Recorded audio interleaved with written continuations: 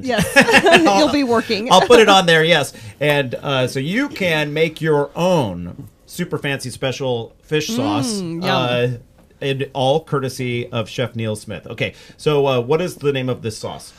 Well, this is a piccata style sauce, and the reason I've chosen this is because this sauce has been on one of our #1 selling dishes since back when I was a sous chef there, which is the sandabs.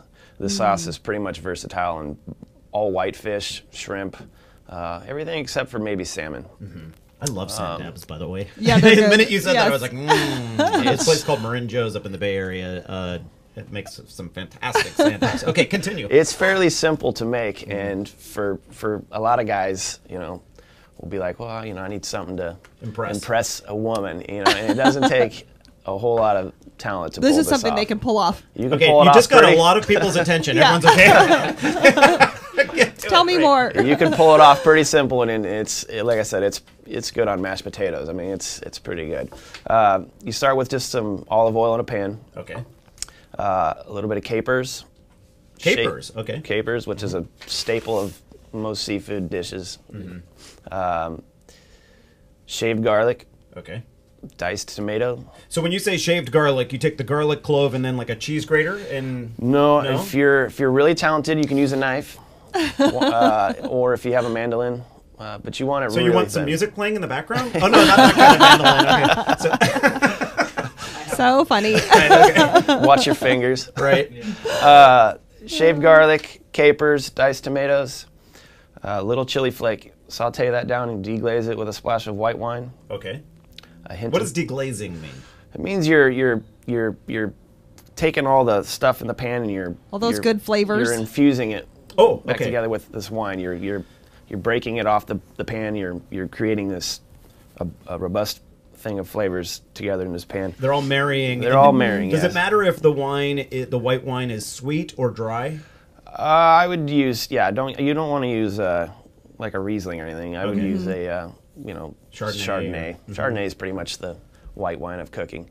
That's good to know. I didn't realize that. Deglaze you with drink a little, you add some to the pan. It's definitely the white wine of my cooking wine. Drink more than you, Right. Deglaze it with the white wine, hit it with a little bit of cream. Okay. Some chopped parsley, and then turn the heat down just a little bit. And then just slowly start adding some cubes of butter until it becomes nice and thick. You just named Patty Pyburn's #1 favorite ingredient. Butter. Butter, yeah. Butter is a staple of life, isn't it? Right.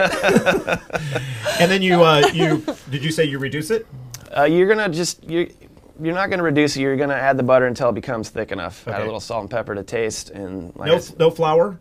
Oh no. No. Flour's out. Okay. No.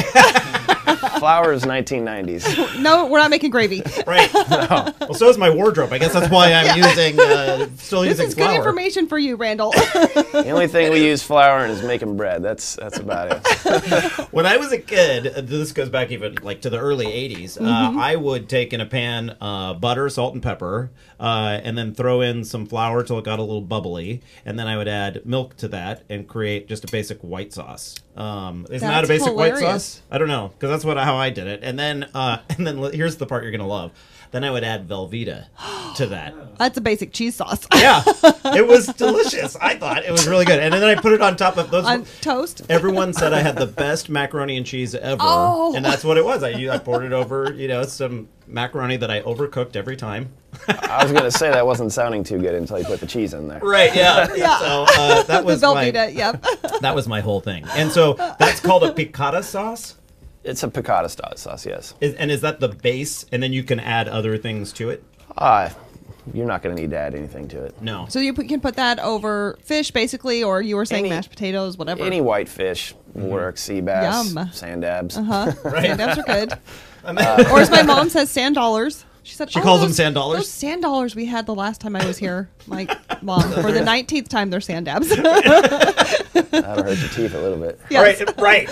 Hey, do you have a seafood cooking question? Perhaps seafood is on your menu for the new year, and you just are like, I just can't cook seafood. Well, you have an expert in studio right now. You can ask the question. Here's the number, 805. 805 is the area code, 545-0000. 0332. 805-545-0332. You can speak directly with Chef Neil Smith from Windows on the Water in Morro Bay. Get your seafood cooking question answered. We're back in just a moment. You're listening to the Eat, Drink, Explore Radio Network.